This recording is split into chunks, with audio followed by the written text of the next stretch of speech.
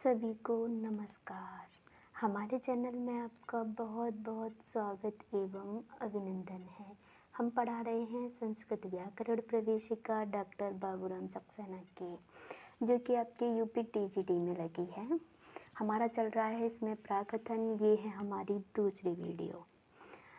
इसमें हमने one liner question लिए हैं और प्रत्येक लाइन से बनने वाले क्वेश्चन लिए हैं, जिसमें से आपका कुछ भी नहीं छूटेगा। प्राकथन को आप थोड़ा सीरियस लें। इससे भी एक दो क्वेश्चन देखने को मिल जाता है, जो कि हमारा छूट जाता है और हम सोचते हैं कि प्राकथन से कुछ नहीं आएगा। प्राकथन से भी आपको एक दो क्वेश्चन देखने को मिलते हैं। तो आइए शुरू करते हैं। पहला क्वेश्चन है आपका, अष्टाध्यायी में लगभग सूत्रों की संख्या। हम सभी जानते हैं अष्टाध्यायी में सूत्रों की संख्या है 4000। ये क्वेश्चन मैंने आपके में इसलिए लिया है क्योंकि यहाँ से क्वेश्चन आ जाता है। ये बहुत सिंपल है और हम सब जानते हैं, फिर भी हमें इसमें एक भी क्वेश्चन नहीं छोड़ा है। दूसरा है आपका, अष्टाध्यायी में अध्यायों की संख्या 8 है। जैसे कि इसके नाम से ही हमें ज्ञात होता है कि अष्टाध्यायी 8 हैं अध्याय, जिसमें वह है अष्टाध्यायी। कितने अध्याय इसमें? 8। इसके प्रत्येक अध्याय में 4 पाद हैं। कुल मिलाकर के इसमें 32 पाद हैं। 8 जब 32 होते हैं तो इसमें 32 पाद हैं। नेक्स्ट है आपका, अष्टाध्यायी में कितने सूत्रों का मूल रूप उपलब्ध नहीं है?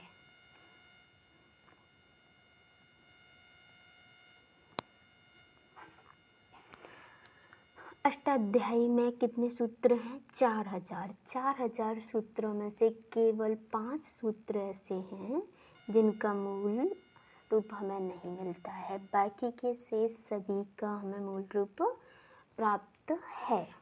तो ये क्वेश्चन थोड़ा सा नया है और ये क्वेश्चन आप थोड़ा सा ध्यान में दे लेना।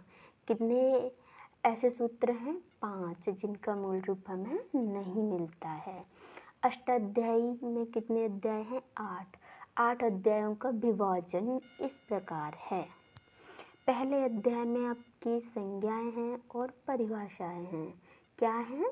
संज्ञाएं और परिभाषा। दूसरे अध्याय में आपके समास और कारक हैं। तीसरे अध्याय में आपके कृदंत प्रकरण है।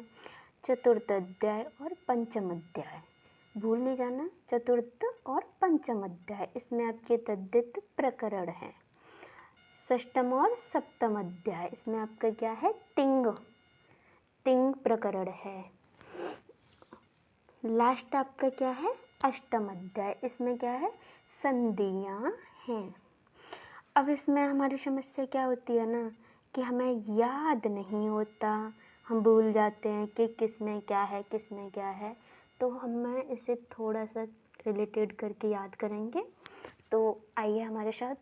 प्रथम अध्याय में क्या है? संज्ञा। संज्ञा मतलब नाम। संज्ञा कैसे कहते हैं? नाम को। और परिभाषा जब हम कुछ भी अगर पढ़ाते हैं तो सबसे पहले हम उसकी परिभाषा देते हैं, यानी कि उसकी डेफिनेशन देते हैं। तो ये कहाँ है? सबसे पहले।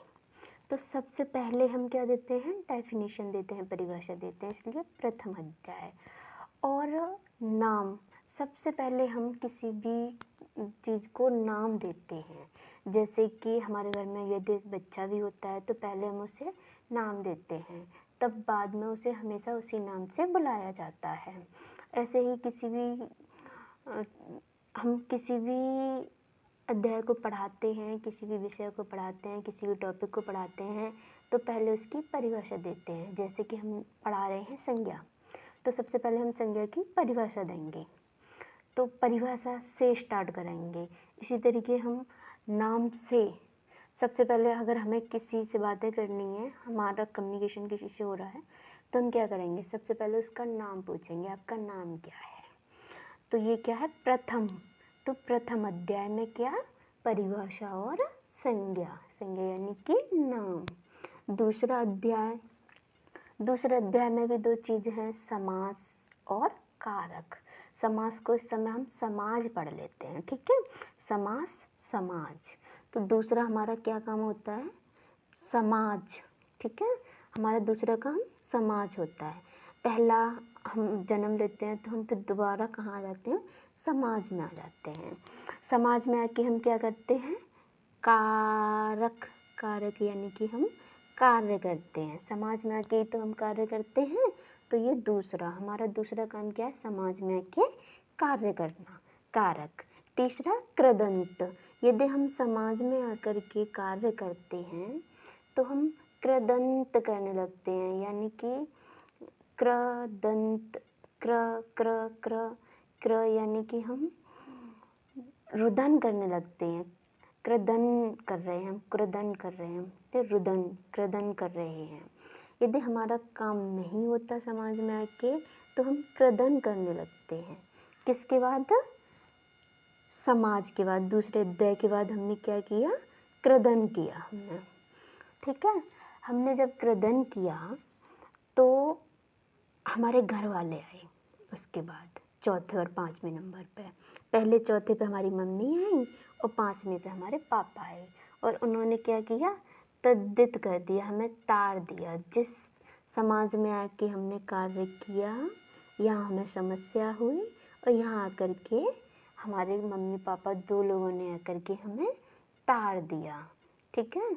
चतुर्थ और पंचम, चौथे को आप मम्मी मान लो और पंचम को आप पापा मान लो। इसमें पता भी चल रहा है, पंचम पापा, चतुर्थ माता, ठीक है। तो हमने हमारा सॉल्यूशन किसने किया? मम्मी और पापा ने। कहाँ किया?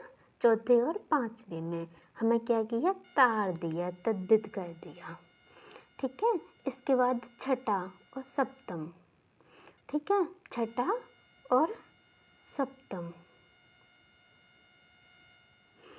छठा और सप्तम, इसे हम कैसे याद रखेंगे? जब मैं तार दिया तो हम तिंग हो गए, हम क्या हो गए? तिंग हो गए। हम गाना गाने लगे, तिंग तांग तिंग, तिंग तांग तिंग, तिंग हो गए हम। कहाँ आके? छठी और सप्तम में आके, ठीक है। छठी और सप्तम में आके। इसके बाद लास्ट है हमारा संधि। क्या है लास्ट हमारा? संधि। लास्ट हम कैसे याद रख सकते हैं संधि को? हम कोई भी हमारे विरोध होता है, कोई भी हम झगड़ा होता है, तो सबसे लास्ट में संधि होती है भाई।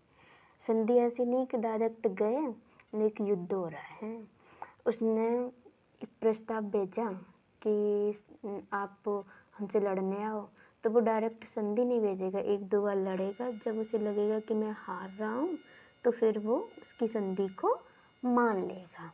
क्या करेगा? उसकी संधि को मान लेगा। तो संधि कहाँ है आपकी? अष्टम, सबसे लास्ट में आपकी क्या है? संधि। ये उन लोगों के लिए है जिनको याद नहीं रहता है, ठीक है। अब हम कैसे याद रखेंगे? सबसे पहले हम क्या करते हैं? जन्म लेते हैं। तो जन्म में हम क्या करते हैं? नाम रखते हैं और कुछ परिभाषाएं करते हैं। हम फिर आ जाते हैं समाज में। समाज में आके हमने कारण यानी कि कारण किया, कोई कार्य किया, ठीक है। बिना कारण के कोई कार्य नहीं होता, तो हमने समाज में आकर के क्या किया? कार्य किया। और जब हमने कार्य किया तो हम कृदंत हो गए भाई, फंस गए उसमें। अब फंस गए तो क्या किया? हमारी मम्मी आई और पापा आए, चतुर्थ और पंचम, और उन्होंने क्या किया? हमें तद्दित कर दिया, तार दिया उस समस्या से। समस्या हमारी टल गई तो हम छठवें और सप्तम में हम क्या करने लगे? तिंग हो गए भाई, हम गाना गाने लगे, तिंग तांग तिंग। कहाँ गाया हमने? छठे और सप्तम में। लास्ट हमारा क्या है? अष्टम। अष्टम में हम क्या करते हैं? संधि करते हैं। तो हम आगे चलते हैं। अष्टाध्यायी को संक्षेप में लिखने का प्रधान हेतु क्या था? अष्टाध्यायी को बहुत संक्षेप में लिखा गया है, तो इसका प्रधान हेतु था क्या, क्यों लिखा गया? तो ऐसा मानना है, इन्होंने अपनी पुस्तक में लिखा है, डॉक्टर बाबूराम सक्सेना ने, कि कंठस्थ करने के लिए और लेखन सामग्री का अभाव होने के कारण। किसके कारण? लेखन सामग्री का अभाव होने के कारण। इसमें ज़्यादा कुछ नहीं है। पहले कंठस्थ की परंपरा थी, गुरु शिष्य को रटवाते थे और उन्हें कंठस्थ करा देते थे, और लिखने का बहुत सामग्री का अभाव था, हमारे पास लेखन सामग्री उपलब्ध नहीं थी। इसलिए उन्होंने क्या किया ना, एक योजना बनाई। और योजना क्या है, ये हम आगे देखते हैं। अष्टाध्यायी को संक्षिप्त करने हेतु पाणिनि ने किन साधनों का प्रयोग किया? और संक्षेप तो किया, किस कारण से किया? कंठस्थ करने के कारण, सामग्री का अभाव होने के कारण। और संक्षिप्त करने के लिए भी तो कला होनी चाहिए। संक्षिप्त यानी कि गागर में सागर भरना, और गागर में सागर हर कोई तो नहीं भर देगा, कोई एक कला होनी चाहिए। तो इन्होंने एक कला अपनाई है, इन्होंने उसको एक साधन का नाम दे दिया। तो इन्होंने 6 साधन प्रयोग में लिए, जो कि इस प्रकार हैं। इनके साधन देख लेते हैं। पहला साधन है इनका प्रत्याहार। प्रत्याहार किसे कहते हैं, ये हम आपको आगे समझाएंगे। दूसरा है इनका अनुबंध, तीसरा है गढ़, चौथा है संज्ञाएं, अनुवृत्ति, और छठा इनका जगह जगह कई सूत्रों के लागू होने वाले स्थानों के लिए पूर्वत्र सिद्धम सदृश्यम नियमों की परिभाषा करना। तो इन्होंने क्या किया ना, इन्होंने किया कि एक चीज़ को जब बार बार समझाया जा रहा था, तो इन्होंने कह दिया जो पहले सिद्ध कर दिया ना, उसी की तरह है। पूर्वत्र सिद्धम, पहले सिद्ध कर चुके हैं। इसके बारे में आगे मैं आपको डिटेल में बताऊंगी। अब हम जान लेते हैं पहला साधन। जो इनका पहला साधन है प्रत्याहार, यहाँ हम प्रत्याहार की चर्चा करेंगे। इसके बाद आगे अनुबंध की, गढ़ की, संज्ञा की, अनुवृत्ति की और पूर्वत्र सिद्धम की भी हम चर्चा करेंगे आगे।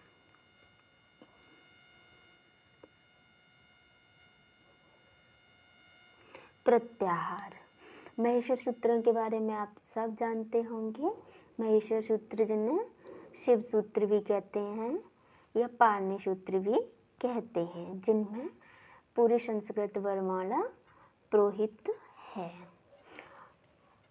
इनकी संख्या 14 है, जो कि इस प्रकार है। आइए जान लेते हैं। पहला है इनका अ इ ओड़ रील रेका ए ओ अंग ऐ औ हय बरट लड़ यम गड़नम झवयम गड़ दस जब गड़ दस खप छट तब कपय सर हल। इस तरीके से ये 14 हैं। तो ये है इनके प्रत्याहार। इन्हीं सूत्रों से प्रत्याहार बनाए जाते हैं। प्रत्याहार क्या है? संक्षिप्त करने का एक साधन है, जिसका प्रयोग पाणिनि ने अपनी अष्टाध्यायी में किया है।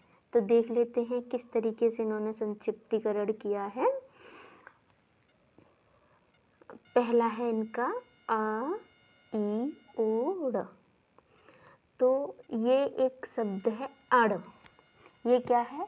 ये एक प्रत्याहार है। तो ये हमारा पहले वाले आ से लेकर के ड़ा तक जा रहा है। कहाँ तक है? इसमें आ है और ड़ा है कि नहीं? ड़ा है। बाकी के इसमें 2 अक्षर नहीं है। तो अड़ बोल देने से, अड़ मात्र बोल देने से इन 3 का बोध हो रहा है। आ इ उ का बोध हो रहा है। इसी तरीके से आगे है आपका अक। अक आपका क्या कर रहा है, आ है इसमें और का है। अब हम यहाँ देखेंगे आ से का तक ये है, तो यहाँ हम आ को गिनेंगे, ई को गिनेंगे, ऊ को गिनेंगे, ड़ा को नहीं गिनेंगे। जो अंतिम हलंत वाले वर्ड हैं उसको नहीं गिना जाता है। क्यों नहीं गिना जाता है मैं भी आपको आगे बताऊंगी। रे, रे, का को भी नहीं गिना जाएगा। अब हमारा अक में क्या क्या गिना जाएगा, आ,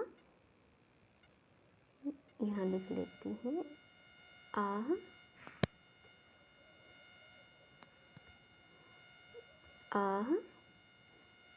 ई, ऊ, रे और रे।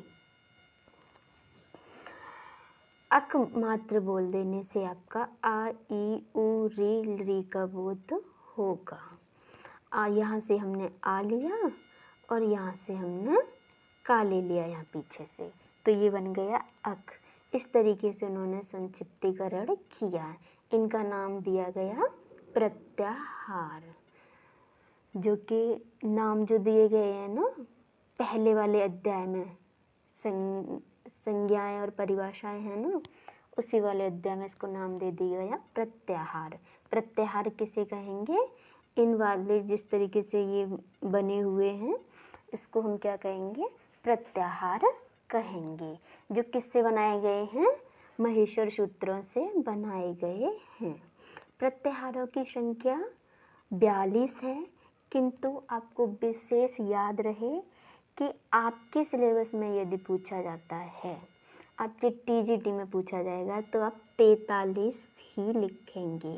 क्यों लिखेंगे, क्योंकि आपके परीक्षा में यूपी टीजीटी में डॉक्टर बाबूराम सक्सेना को माना जाएगा, जो कि डॉक्टर बाबूराम सक्सेना ने 43 प्रत्याहार बताए हैं। यदि 43 नहीं आता है तो कहीं संभावना बनती है 42 की। यदि 43 आता है तो 43 ही माना जाएगा। आगे चलते हैं।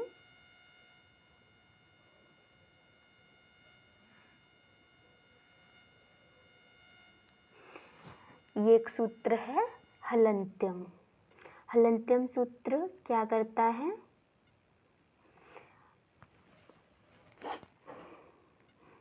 हलंत्यम, क्षम्यताम, पहले ये ले लेते हैं। हलंत्यम किसे कहते हैं, हलंत्यम है क्या, कहते किसे हैं, तो ऐसे वर्ड जो स्वर वियुक्त हैं, स्वर यानी कि अच वियुक्त हैं, उन्हें हलंत्यम कहते हैं। बिना स्वर वाले वर्ड हलंत्यम कहलाते हैं। ये कह सकते हैं कि सभी व्यंजन हलंत्यम हैं। स्पष्ट है, ठीक है, आगे चलते हैं। हलंत्यम क्या कहलाता है, हलंत्यम कहते किसे हैं, तो इत को हलंत्यम कहते हैं। जो इत संज्ञक वर्ड हैं जैसे का, इसको क्या कहेंगे, हलंत्यम कहेंगे, इसे इत भी कहेंगे। हलंत्यम किसकी इत संज्ञा करता है, तो उपदेश अवस्था में अंतिम हल वर्ड की इत संज्ञा करता है। किसकी इत संज्ञा करता है हलंत्यम, उपदेश अवस्था में। अब उपदेश किसे कहते हैं, जो त्रिमुनि हैं कात्यायन, पतंजलि एवं पाणिनि, उनके आदि उच्चारण को क्या कहते हैं, उपदेश कहते हैं। जो उन्होंने प्रारंभ में शब्द कहे, प्रारंभ में उन्होंने जो कह दिया वो नहीं के बाद में परिवर्तन हो गया है। जो प्रारंभ वाले उनके जो वर्ड हैं त्रिमुनियों के, उनको ही उपदेश कहते हैं। तो उन्हीं की इत संज्ञा होती है। और इत संज्ञा, फिर इत संज्ञा का क्या होता है, इत संज्ञा का लोप हो जाता है। प्रत्याहार बनाने का नियम मैं आपको पहले ही बता चुकी हूँ, थोड़ा सा यहाँ जान लेंगे। ये एक सूत्र है, आदरंतेन संहिता, आदरंतेन संहिता। इस सूत्र से प्रत्याहार बनाया जाता है। किस सूत्र से प्रत्याहार बनाया जाता है, आदरंतेन संहिता। महेश्वर सूत्र के प्रत्येक सूत्र में अंतिम वर्ण इत संज्ञक है। जो महेश्वर सूत्र है ना, इसमें जो आपका अंतिम वर्ण है वो इत संज्ञक है। ये है, ये है, ये है, ये है, ये सभी क्या है? अंतिम जो हलंत वाले हैं, इसी को हम क्या कहते हैं? इत संज्ञक वर्ण कहते हैं या हलंत्यम कहते हैं। अंतिम वर्ण इत संज्ञक है यानी हलंत्यम है। प्रत्याहार बनाने के लिए महेश्वर सूत्रों में से अंतिम हल वर्ण उसी से पहले कोई वर्ण लिया जाता है, उसके बाद दूसरा वर्ण हलंत्यम ले लिया जाता है। जैसे एग्जाम्पल से जान लेंगे। अड़, मैं आपको पहले भी बता चुकी हूँ। अड़ में क्या क्या है आपका? आ, ई, उ, ड़। यही था ना सूत्र? उ, ड़। अभी मुझे लिखने का अभ्यास नहीं है, कृपया इस चीज़ को आप काम चला लें।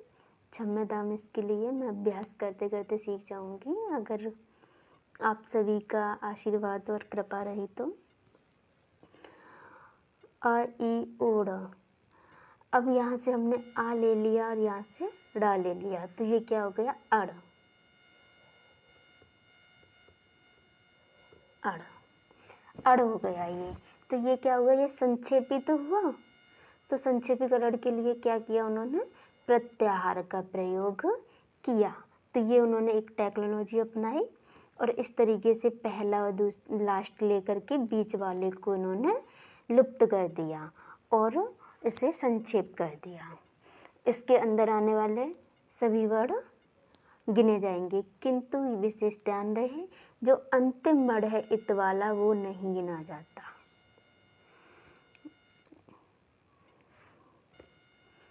इत संज्ञक वर्णों का क्या होता है? जो इत संज्ञक वर्ण होते हैं आपके, उनका लोप हो जाता है।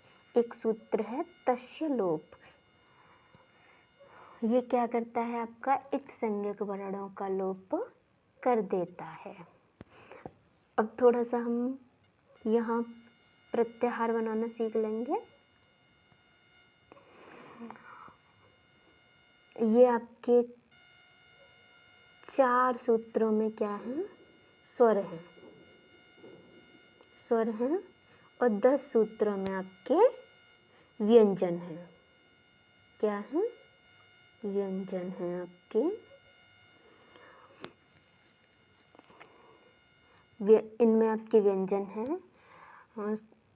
इनको अच भी कह देते हैं। यहाँ से आ लेंगे और यहाँ से चा लेंगे, ये हो गया अच। तो इसी के अंदर आ गए सभी स्वर। आ, ई, उ, रे, रे, ए, ओ, ऐ, औ, ये अच के अंदर आ गए। तो इनको अच कहने से क्या हो गया? आपका अच कहा और आपके स्वर का काम हो गया। इसमें 9 स्वर आ गए। इस तरीके से इन्होंने संक्षेप किया। अगर हमें व्यंजन लेना है तो यहाँ से हम हा लेंगे और यहाँ से ला लेंगे, हो जाएगा क्या? हल। हल हो जाएगा ना? हल। हल बोल देने से हमारे पूरे व्यंजन आ जाएंगे। ठीक है? व्यंजन, लेकिन हम इसमें क्या नहीं गिनेंगे? अंतिम वाले को नहीं गिनेंगे, जो इत संज्ञक है उसको नहीं गिनेंगे, इस लास्ट को भी नहीं गिनेंगे, हाथ तक गिनेंगे। हाथ तक गिनेंगे। इन दो लास्ट वाले, इन दो के अंदर हमारे ऊष्मीय व्यंजन आ जाते हैं।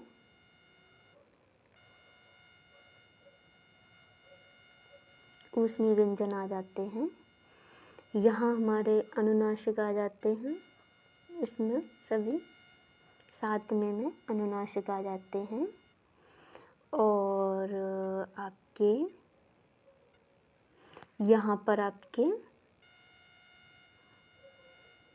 अंतस्थ आ जाते हैं। य, व, र, ल। यहाँ आपके क्या आ जाते हैं? अंतस्थ आ जाते हैं। अंतस्थ आ जाते हैं। इन 2 में आपके वर्ग के पहले और दूसरे आ जाते हैं। यहाँ आपके तीसरे आ जाते हैं। ये आपके 5 में आ जाते हैं। यहाँ आपके चौथे वर्ड आ जाते हैं। इस तरीके से इसका विभाजन हो जाता है। हम कोई एक नई वीडियो बनाएंगे आगे, जिसमें हम आपको इनको अच्छे तरीके से याद करा देंगे। इनको याद करने की विशेष ज़रूरत नहीं है यूपी-टीजीटी के लिए, लेकिन आप यूपी-टीजीटी के अध्यापक बनने जा रहे हैं तो आपको महेश्वर सूत्र आने ही चाहिए। यदि आपको महेश्वर सूत्र ही नहीं आते तो आपका तैयारी करना ही बेकार है, क्योंकि ये हमारे संस्कृत की वर्णमाला है। जब तक हमें वर्णमाला नहीं आएगी तो हम उस विषय को कैसे जानेंगे, कैसे पढ़ाएंगे। इसलिए हमें सबसे पहले महेश्वर सूत्रों को याद कर लेना चाहिए और इससे प्रत्याहार भी बना लेने सीख लेने चाहिए। ये मैंने सभी प्रत्याहार लिख दिए हैं। आप यहाँ से स्क्रीनशॉट लेकर के आप अपना बनाना सीख सकते हैं। इसका अभ्यास आपको करना पड़ेगा। सबसे पहले आपको महेश्वर सूत्र याद करने पड़ेंगे और फिर उन्हें लिखना सीखना पड़ेगा क्रम से। उसके बाद आप अपने प्रत्याहार आसानी से बना ले जाओगे। तो आज के लिए बस इतना ही। मिलते हैं नेक्स्ट वीडियो में। सभी को नमस्कार।